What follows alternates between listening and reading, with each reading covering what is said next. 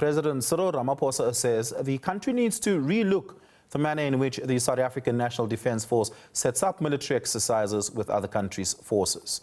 Ramaphosa was responding to questions about the participation last week of Iran in the Will for Peace naval exercise near Simonstown in the Western Cape. Pretoria is said to have had misgivings about Iran's participation after reports of Tehran's brutal crackdown and killing of citizens protesting the country's deepening economic crisis.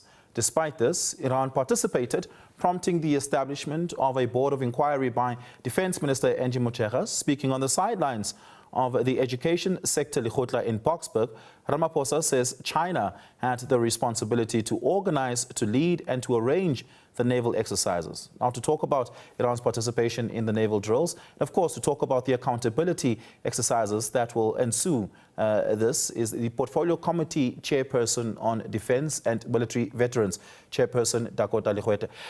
Chairperson, good evening. Thank you so much for your time. Really do appreciate it. Firstly, what do you make of what we've heard, at least publicly, between when Iran participated in the naval drillings to at least three versions of what had happened up to now? We've heard from the Minister of Defence, we've heard from the President, we've even parenthetically heard from the Secretary General of the ANC, Fikri Mbalula, who seems to be quite abreast with a number of the, some of the details pertaining to this exercise. As someone who's responsible for the oversight here, what's your reading into this? Thank you very much for the opportunity, and thank you to all the viewers at home.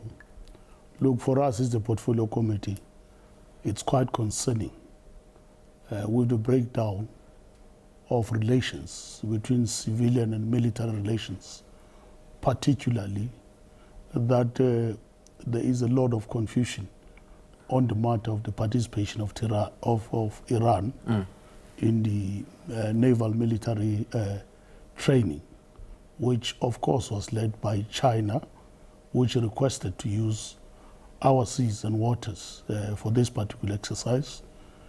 It has come through the media, as the committee. We have not had that privilege of seeing the instruction of the President, but we are happy that the Minister has instituted on the 16th, last week Friday, a board of inquiry to make an investigation on possible insubordination that may have happened or occurred. But as the Portfolio Committee will await the report of the Minister through the board of inquiry, which would clarify us as the Portfolio Committee subsequent to that Parliament of the Republic, because this is a matter of national interest, of sovereignty, including our posture in terms of international relations. We are quite concerned as the Portfolio Committee. Have you and the members of your committee engaged the Minister and or the President? I know parliamentary term hasn't started yet, but you're not strictly bound by that if an emergency of this nature happens.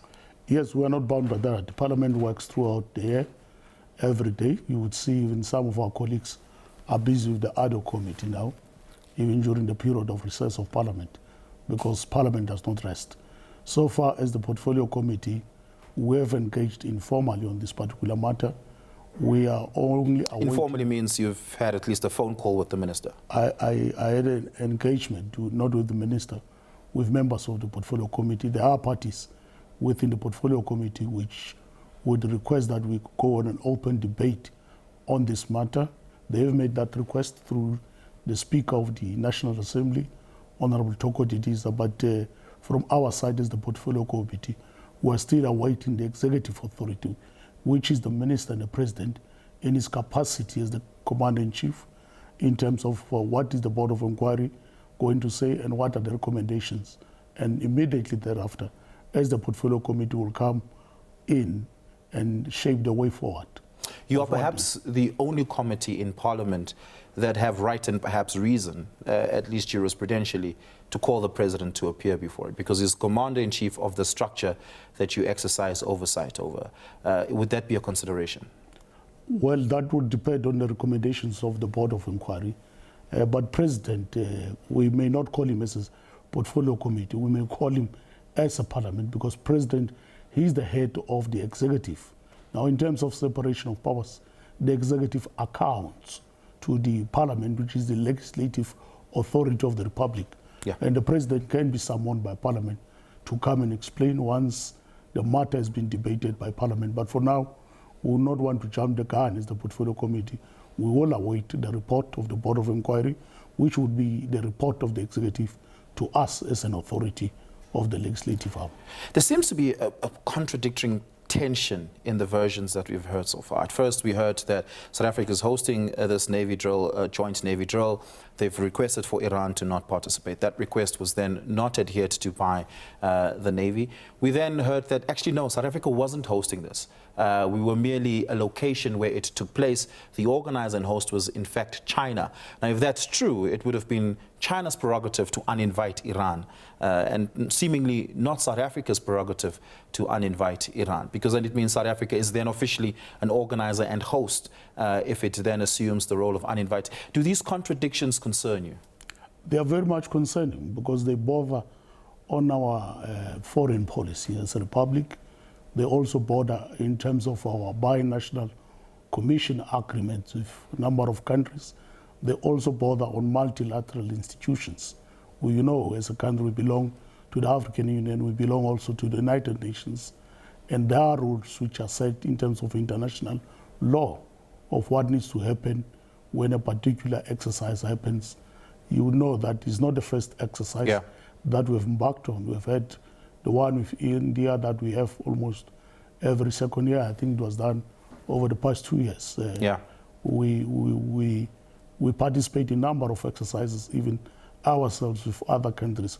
But in this case, that's why we would not want to jump the gun, but await the report of the Board of Inquiry, because it will give us details.